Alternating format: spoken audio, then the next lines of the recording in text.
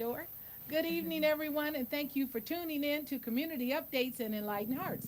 I'm your host, Michelle White, and we appreciate you tuning in tonight. Tonight, we have Stephanie Kreider with the Social Justice Organization, and we have Camille Proctor with the Color of Autism Organization. But before we get started, we always like to share some community update information. And a couple of things I want to share. Um, and we're also going to have ABB Wealth Strategies. Todd is going to be tuning in this evening as well, one of our sponsors. So we're going to be talking about a few things. I've posted a lot of information for Section 8 housing is open for those people who want it. Food information, job information. Go to my Facebook page, Michelle Turner White, and you can see a myriad of information that is available just for you. Sometimes people don't know the resources and services that are available to them. So we're making that available to you. Go to Michelle Turner White on Facebook and you can look at all the information that is right there just for you.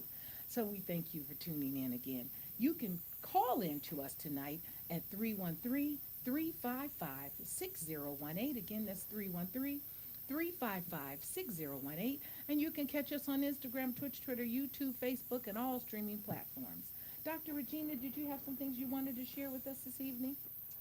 I've been thinking about this month is actually several things.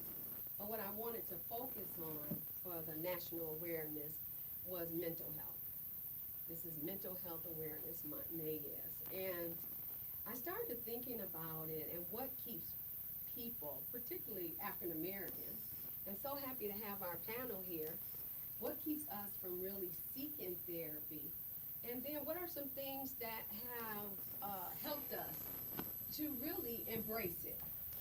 And so some of the things that I think about as a therapist, one of them is a misconception about mental health and what it brings.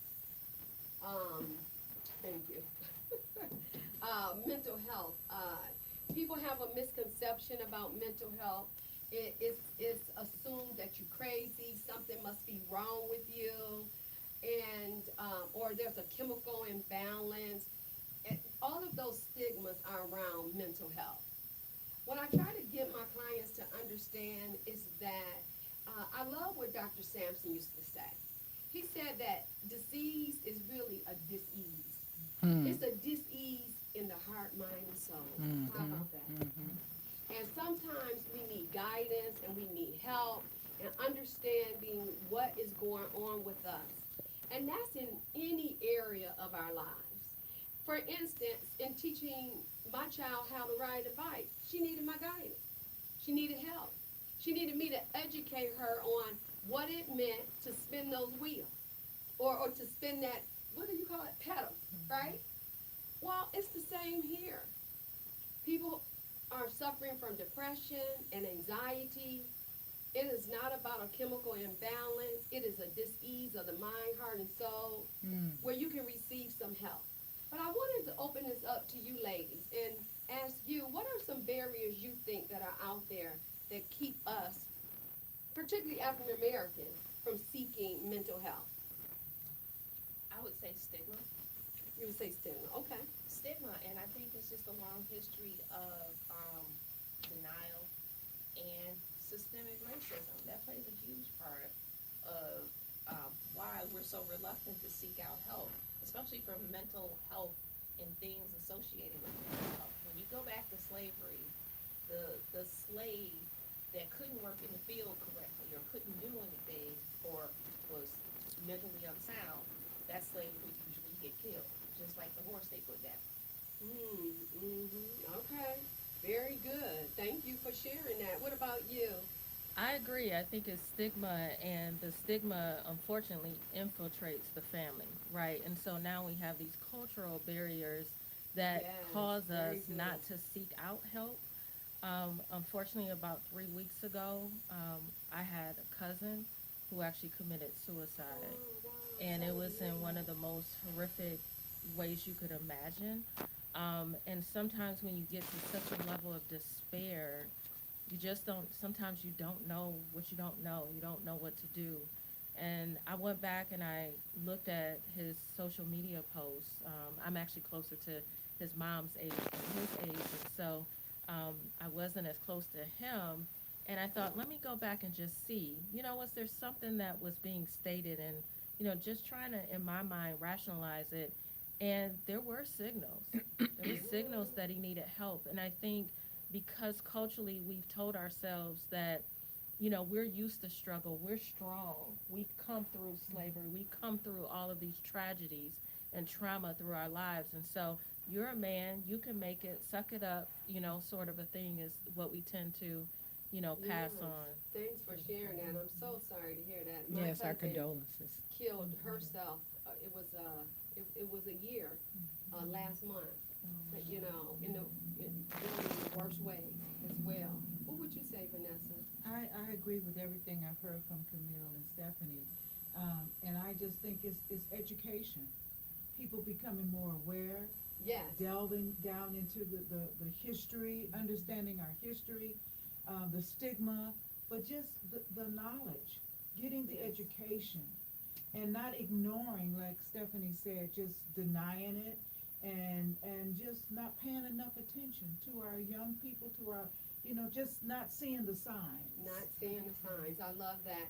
And sometimes we can think it's a lack of our faith, or or we're not believing hard enough. So we put a lot of pressure on ourselves.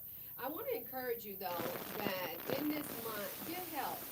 And sometimes you don't have to have insurance, because insurance can be a barrier as well. I want to encourage you to become more educated about what mental health is really all about. To make sure you seek help. Don't let money stop you from getting the help that you need. You can be amazed. And check out Michelle's website. No, her Facebook page. There may be some information on there.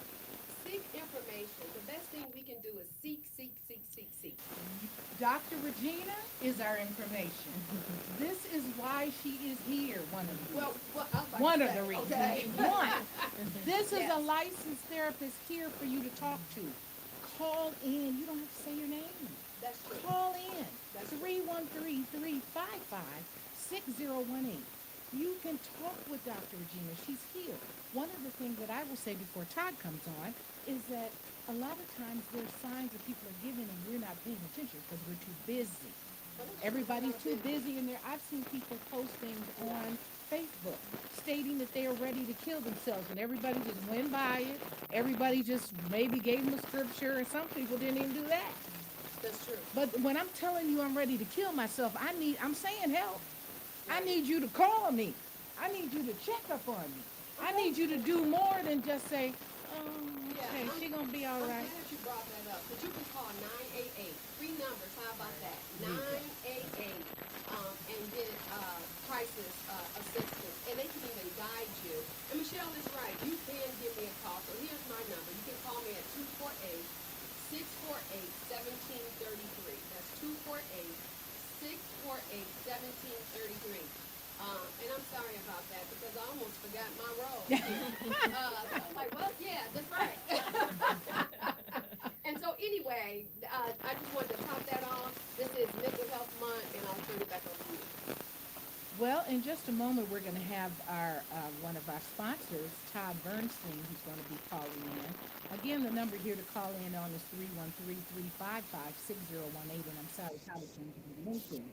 Well, before we get started, since it is now 6:10, we're going to tell us a little bit about, we can read a couple of bios here. So Camille Proctor. Camille is a devoted mother. She's launched her mission for autism awareness in 2008 after her son was diagnosed with autism. And she's been revealed a critical gap in support and resources within the Black community. And so she's noticed that to combat this, she founded the Color of Autism Foundation in 2009. And she's been dedicated to empowering African American families, helping African American families through education and culturally competent support. And her influence has been in the media. She has been in Red Book. Red Book, and Essence, and many other noted periodicals for the wonderful thing that she's doing in the area of autism. So we thank you for being our guest this evening, and we're going to hear more about um, the color of autism. And then we also have Stephanie Kreider, and you can tell us about Stephanie Kreider, Miss Dr. Regina.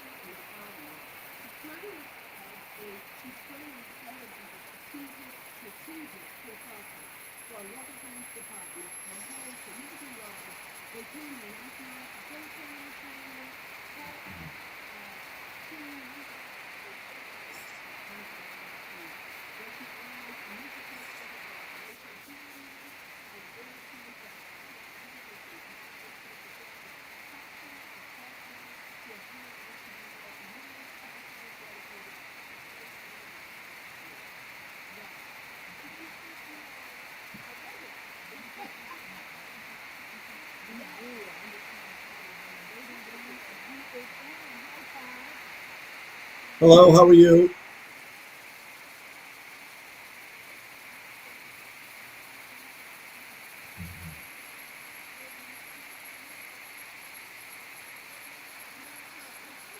I'm having trouble hearing.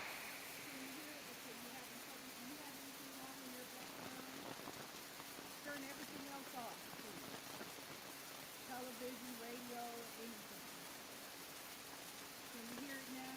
Can you hear us? It's very staticky. Oh, you're talking to me, right? Yes, we're talking to you. Okay, you can hear me okay? We can hear you fine. Okay, so thank you so much for having me on for a few minutes. Nice meeting you, Dr. Regina. We have not met before. My name is Todd Bernstein, and we have a financial advisory firm called ABB Wealth Strategies, which has been in existence for 42 years and is multi-generational. We're right here on Telegraph Road near Maple, which is 15 Mile Road, and we help people retire and we help people learn how to retire. And that's what I've been doing for the last 42 years. So one of the things that we have found is biggest worries are people outliving their 401k or IRA retirement plan. We also know that the number one biggest blunder is people trying to, or people mismanaging their retirement withdrawals by doing it themselves.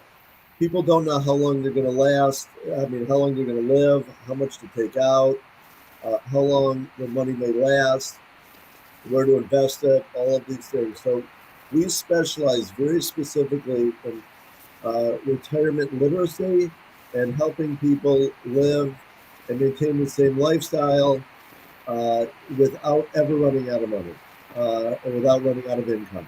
So we've really cornered the financial market with that.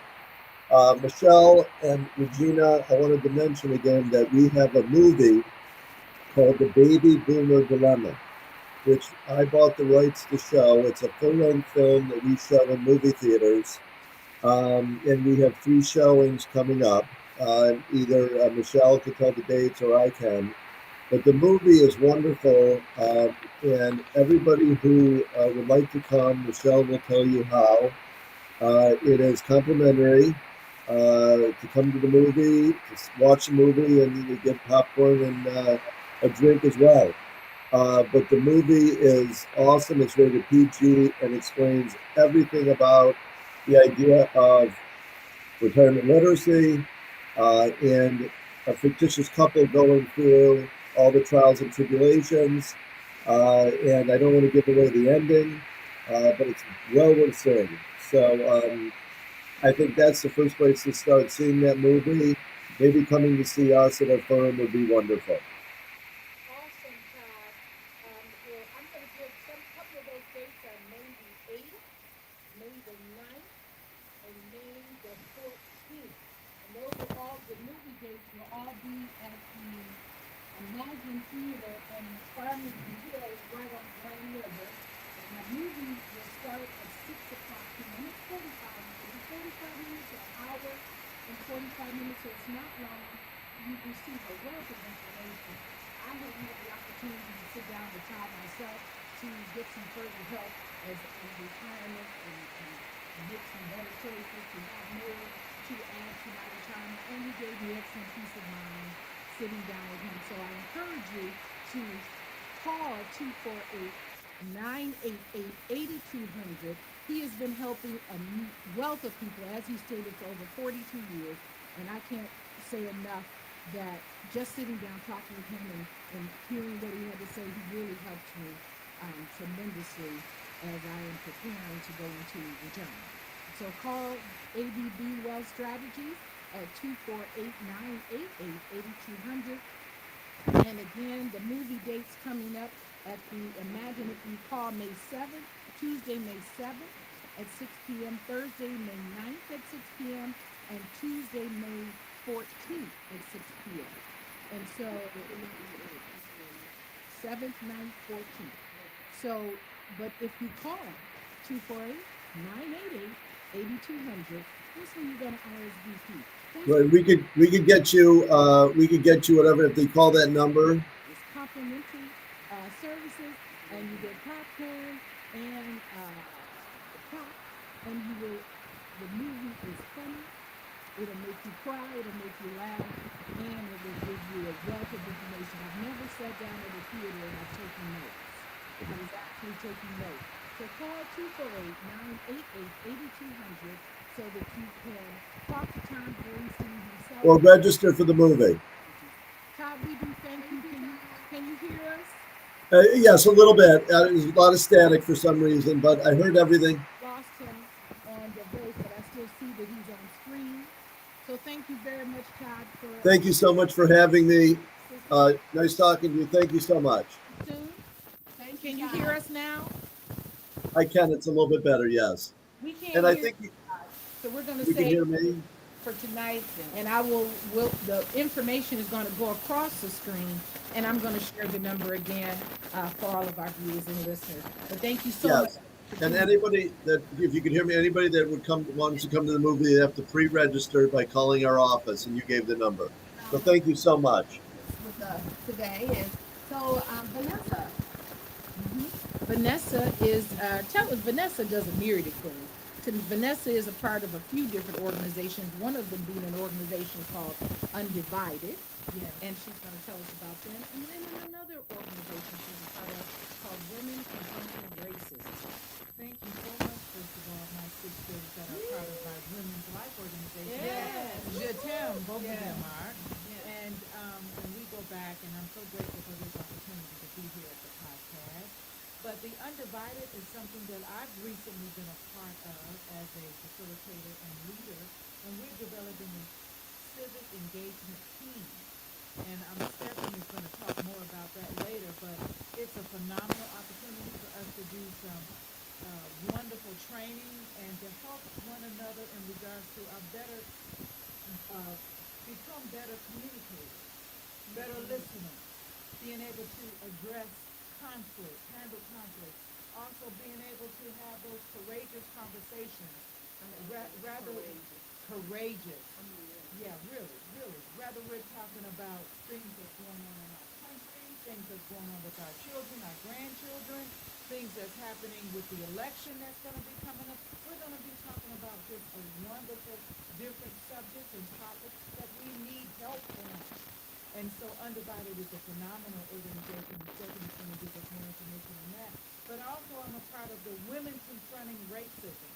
And I was recently elected president of that organization. And this organization is phenomenal. They started in 2017 to help white women really understand their implicit and explicit bias.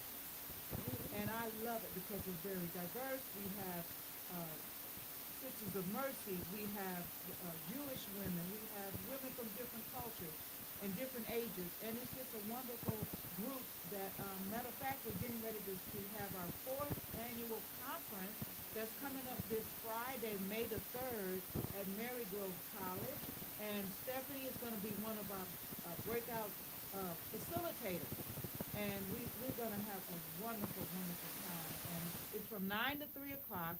$45 is the registration fee, and you can go on our website, which is womenconfrontingracism.com. All one word, womenconfrontingracism.com, and you can still register. It's going to be a phenomenal day of learning what to do. And our topic is actually white Christian nationalism, politics masquerading as religion. I love it. That's powerful. That's real powerful. Because love there's a that lot of topic. stress around. Not a Christian hello. Don't even get me started. You are watching Community Updates and Enlightened Hearts live, This young lady here will get started. yes, Yeah. streaming on Facebook, YouTube, Twitch, and Twitter, and other top social media platforms. Like, follow, share, comment, and subscribe. Thank you for watching WJZZ Cool TV, the coolest station in the world. So welcome our guests, and let's get started. Let's get started with your organization. I love that name. How did you even come up with it? You know, The color of autism. to be honest with you, when my son was diagnosed and I needed a place to go to, meaning I went to support groups and everyone was white. I would ask questions like, what's going to happen to him when he gets to be about 12? Because black children are perceived older than they really are just because y'all want them to be older. Yeah, really. That's interesting. But they do. It's fact. They always assume that a black child is older. He's so big. And so my question was, he was 2 at the time. But what if he still is not speaking? And what if he's approached by the police? If he doesn't understand what yield mean, he'll get hurt. And I'd be lucky if he got hurt and not killed. And they were like, oh no, that would never happen. I'm like, that's not the reality for a black child.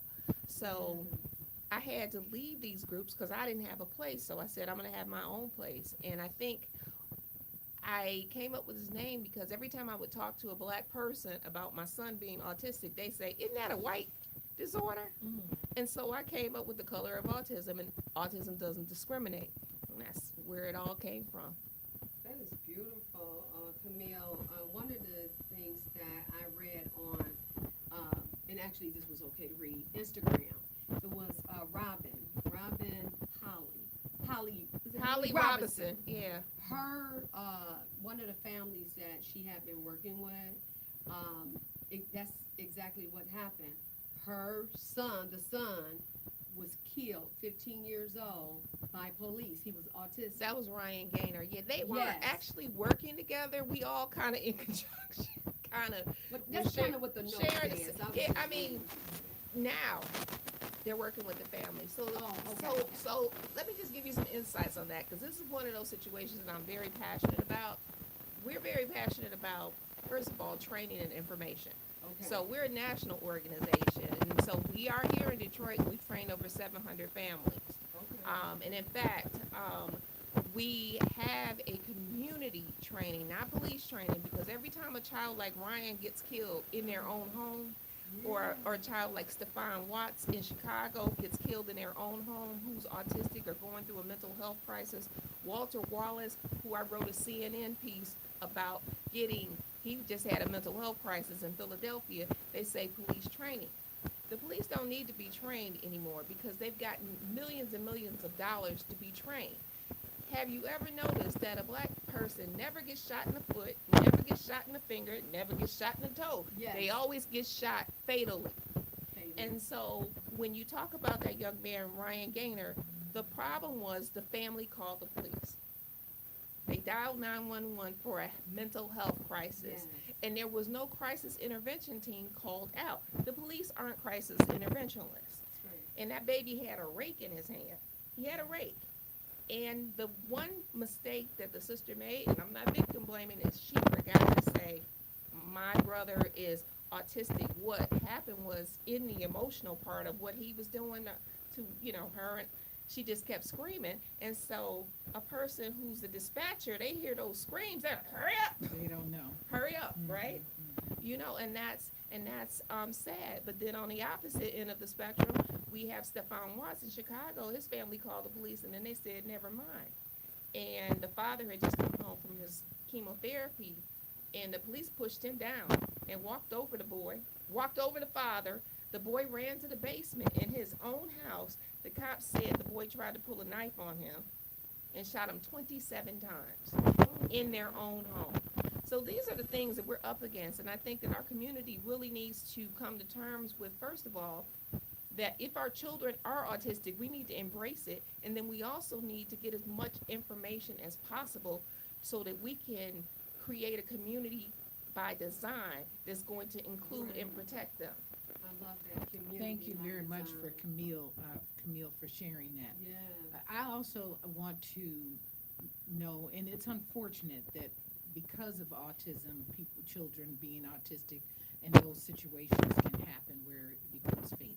Mhm. But tell us about your organization and what are some of the things that you do that aren't fatal, that help the children? In particularly because sometimes it can go undetected or people dismiss it when they're very young and they don't see cognitive skills being, in action, and they just sometimes parents dismiss those things.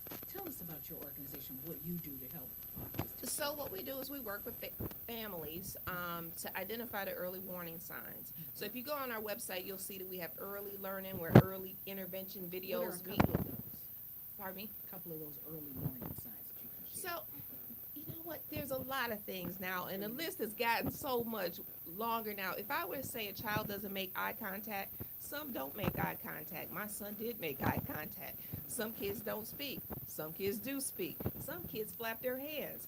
Sometimes kids fixate on wheels. There's so many different symptoms. But I think that in here Your child. that something's not right.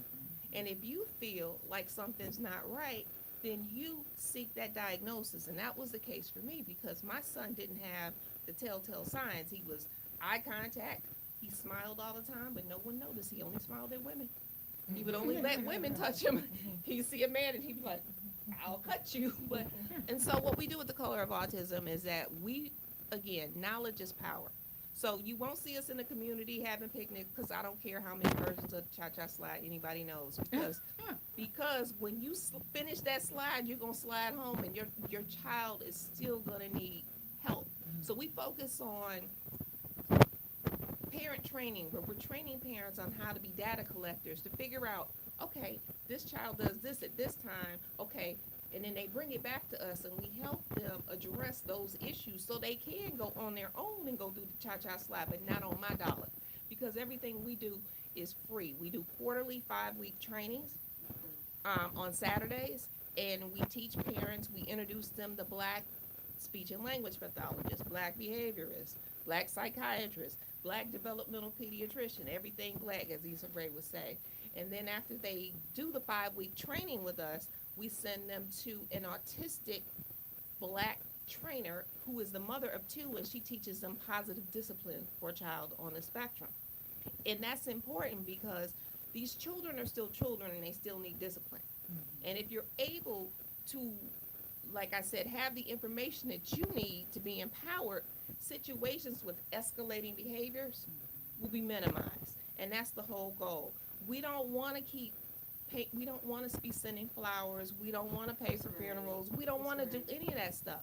But I think that one of the things that Black families don't understand is that we have the power. We have the power. And I think that we've been incentivized for so long, like, somebody said, well, Miss Camille, what you gonna do? Like, you should give away something and da-da-da-da-da. And I said, dude, I was not there when you made that child. I did not pour the cognac and put the ice in the glass. I ain't got nothing to do with that. I do not have to incentivize you to be a parent. That's just my philosophy, because trust me when I tell you, the more we deny, the worse off we are. When you have Bobby over here, Bobby is autistic, he's white. You got this one over here, Liam, he's black. He ain't autistic. He got blah, blah, blah. Well, let me tell you something. Bobby's mama's going to go to the school, tell her everything he needs. He need an IEP, A, B, C, D, E, F, G, and you're going to accommodate him. That's right. And Bobby going to go to Harvard. And Liam going to be sitting on the couch because his mama was too embarrassed. And you know that is often true. And I know you see it a lot. Every day. People, parents oftentimes stay in denial. Yeah. When you need help, when there's a service available that you need, seek it out. Don't be embarrassed. If you need help, say, I need help.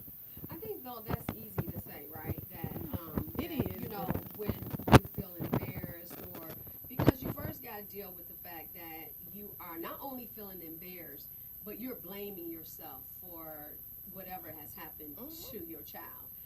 So you're taking it personally, and then you're not going to seek the help because you're living in this closet. Unfortunately, it's having that rippling effect, and it is impacting the child. So how do you work with those type of barriers when you have parents that come in because they're crying, Mhm. you know, they're distraught and they're blaming? So the biggest thing we do is we get them into that parent training, and I'm gonna tell you why. Because in that parent training, when they're sitting there on Zoom, because one of the things we don't have it at any location, because people be like, I don't have a ride, I can't do this, I ain't got nobody watch my kids. Okay, come to your living room or wherever you got in your house and Okay. Oh, that's excellent. we You do it on Zoom. Okay. And that is one of the reasons we trained over 700 families across the United States. Very good. You get in a Zoom class and you see all these black faces, because at this point we don't record. We don't record. We want everyone to feel comfortable to reveal themselves, and be comfortable, and to put the barriers down and take the mask off. Very And then good. the parents are in there and they see somebody from Oakland, California, somebody from Philly, and they get to talking, and they have a friend. And they feel more comfortable. Right, and then they're building this fellowship. And That's awesome. that's really important. And we also work to teach them about one more thing I want to say, because it is Mental Health Awareness Month. There's a lot of comorbidity with autism. So you have depression, anxiety, bipolar disorder. There's a lot of things. And so we teach them about all of those things as well, because it's not just sometimes they'll think it's the autism and sometimes it's the depression. So Camille, before we talk with our guest here, let me ask you one other question. Two things. One, it's better. I have a godson that is autistic, and his parents sought out training early, and now he's almost 16, talks a mile a minute, and as smart as a whip. Autistic children generally have some skill set that is they just hone in on certain things that they're very good at. It just depends, and you have to then nurture what they're good at. And they might not like a crowd, but they might be excellent with mechanical or computer technology. So you help the parents to identify those things as well. Absolutely. We also help normalize autism. And when I say normalize it, you got this brother Questlove. He on Jimmy Fallon every day. He is autistic. His I special didn't know interest was that. Soul Train Well, in records. Elon Musk, even Well, though I he don't, got I some don't talk issues. about the white people. Okay, but this is a show for everyone. Well, let me explain something to you. When you We have all types of I people. understand that, but with my organization, in order to help to knock that barrier down, you do have to tell them about people that look like them, that are in their community. And that's You can't, good. because I don't really focus on so much on other people.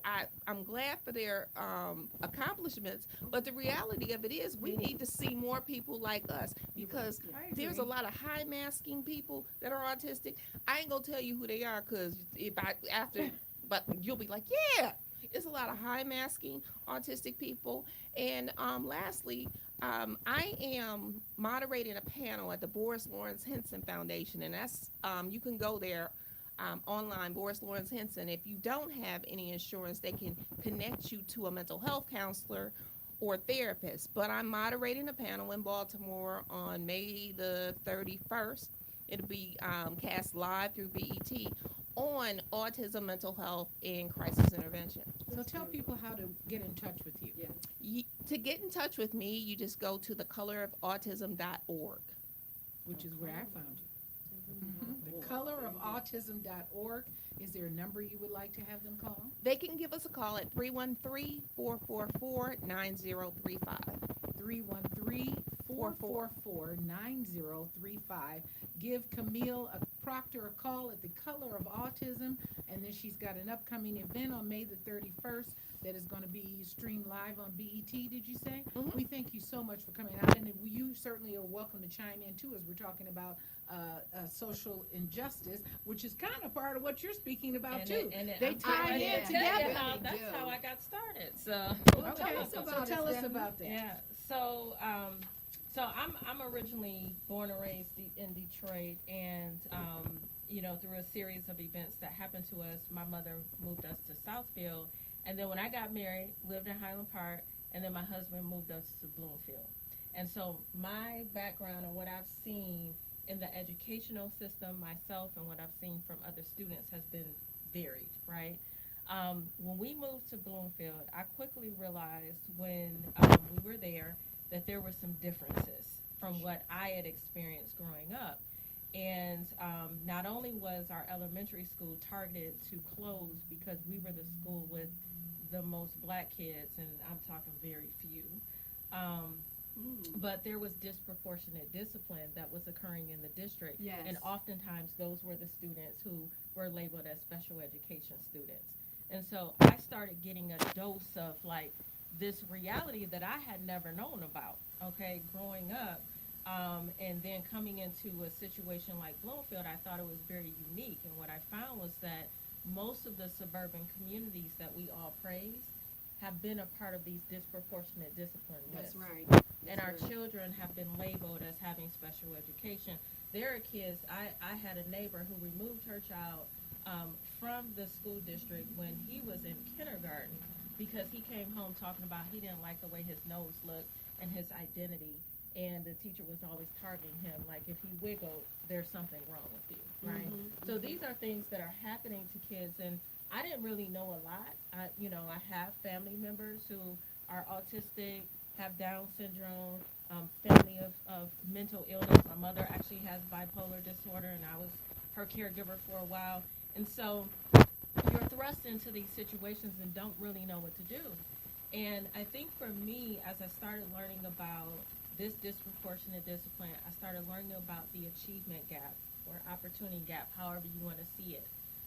And people were telling me, oh, it's the kids who came from Detroit, it's the kids who came from Pontiac. And then when I started looking at the data, I realized, no, these were also black kids born and raised in Bloomfield Hills with two-parent households, and the parents are attorneys and doctors. And so something else is going on here. And that's when I started realizing that there was a racial component. There was a difference between the expectations set for kids. Kids were labeled as special needing special services when in fact they were actually brilliant. 2E is something that I learned about, where there are kids who might need some developmental support, but they're geniuses, right? And people weren't talking about these things. So I went to a meeting and I just started talking about this stuff. I didn't know this was not what you do in Bloomfield Hills. And so I kind of got that label as that black person in the district. And so Well, I remember, welcome. welcome. It totally changed my life. I didn't You know expect what, it to. Stephanie? I had the same thing to happen with my son when he was younger in Southfield Public Schools in the 80s, early 80s, when there weren't that many people of color in Southfield. And what I saw was that I used to do what I said I wasn't going to do, that my mother used to do, go and sit in the classroom. I said, I'm never going to do that to my children.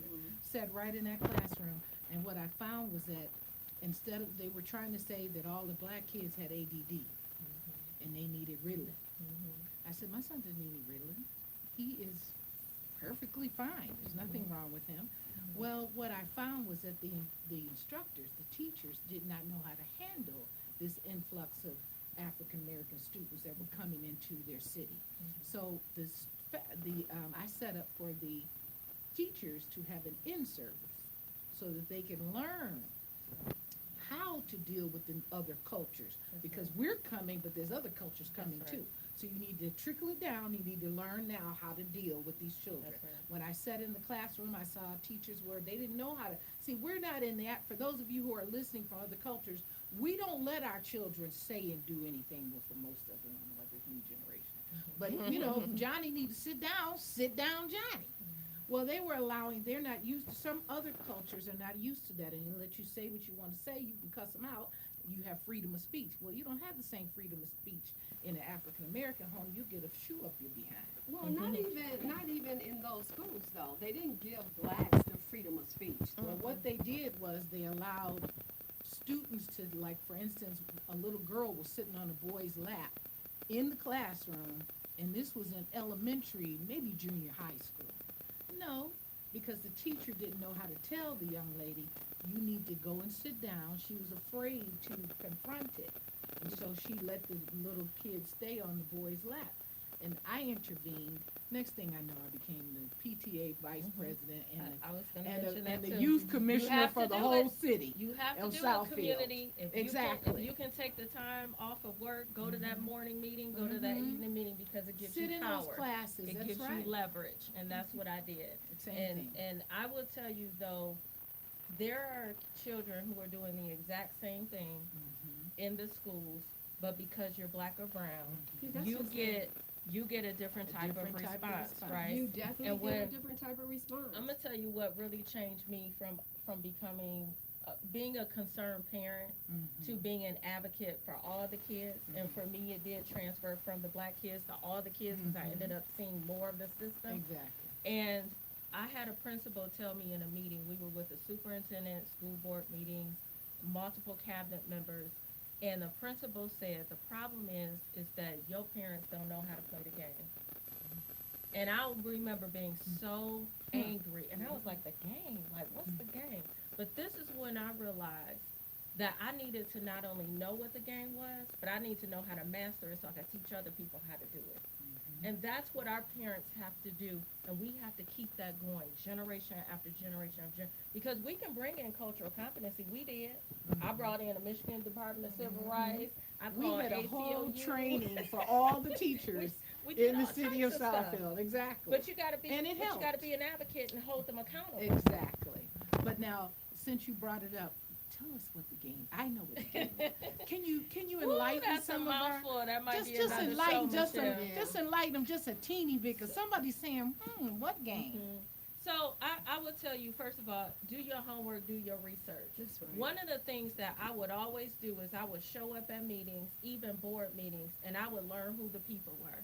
And so I knew what the self-interests were for the board members. I knew what the superintendent cared about. I knew what the strategic plan said, because I was a part of the strategic planning committee. So when you tell me you're not going to do something, I'm going to throw your words right back at you and say, here on the strategic plan it says, right? And so it's not about what Stephanie wants, right? It's about what you said you're going to deliver for the students. So that's one thing. And being a part of the PTO, I was able to get in a position where you do get favor. And typically that only happens for certain types of moms, right? And I was in a position to be able to benefit from that and bring other people You know, along. it's very good that you're saying that, because one of the things that I was taught, what the squeaky wheel, the one that makes the most noise, right, gets the attention. Or however my parents used to say that. Yeah, squeaky wheel gets oil. And I love that. And I used to be the squeaky wheel. I was the squeaky wheel, and got attention. Matter of fact, I had a situation that happened recently. I was the squeaky wheel. I wasn't letting it die down at all. And guess what? They paid attention.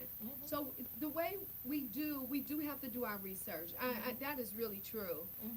And you have, so tell us some of the things that you have that's going on in the community now that people can take advantage of. Yeah. So my advocacy in the district actually changed the direction I was going in. I was going to work with corporate America, do change management and strategic planning and all of that. And I realized the need is so great. There are not enough advocates out there. And so I began exploring different avenues. So now I'm an advocate in the criminal justice space for the justice impacted community. Poverty and homelessness is also something that I'm very passionate about. Education will always be there, right? Mental health, that's another area.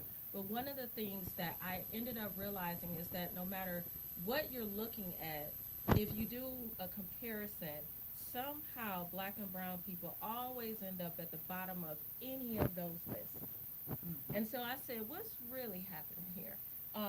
You mentioned Camille talked about the police community interaction. That's also something I'm passionate about. My husband is actually retired law enforcement, and I'm a fierce advocate for not just police and community learning how to work it out, but holding people accountable for what they do when they're murdering us in the streets, right? And so as I began delving into these situations, race just kept coming up. There's no way to remove it from the conversation because it's a part of our systems and structures. And so when I shifted from the pandemic to y'all, I was angry, I was hurt, I was crying. If I'm honest, I really wanted to hurt some folks. And I can't understand how people end up being in situations where they're really ready to burn it down. Because when you feel so defeated and so powerless, you don't know what to do and where to go. And so I recognized what was happening within myself. And over a period of time, from experiences I had in the past with racism in the workplace and other things that took place to me, I experienced that white Christian nationalism up close and personal in the church. There were just all these things happening in me. And I said, God, I need you to help me. Because either I can go down the path of hating other people and that being destructive in my life, or you can help me love people even more. And what I heard was that the solution to what I was experiencing and what other people was experiencing is that we need agape love. And that's where agape social justice was I birthed. love that. I love that. Well, Vanessa, you guys are talking about some things that are coming up. Could you Yes. repeat that and let us know? Yeah, absolutely. So, under Agape Social Justice, I'm contracted with Undivided. They're a national organization that works to do racial healing, solidarity, and justice, and amazing cohorts and workshops. I highly recommend everyone go to undivided.us and check them out because there's a multitude of services that you can do there. One of the initiatives that I'm working on with Undivided now, and Vanessa is one of our statewide team leaders, is that we are going to teach people for free across the state of Michigan how to engage in uncomfortable conversations and do it in a more effective way. Right now, because of this polarized season, because we're a battleground state, there are literally friends and family falling out over this election and over differences in values and beliefs in politics. And so what we want to do is teach people how to use the power of their own story to understand their identity and that you can be solidly rooted and not be shaken when someone else shares with you that they have a different belief, right? We want to teach them reflective listening and empathy using the CARE framework. Yes, empathy. I'm glad you Hello. said So that. when is So the we can show up. event?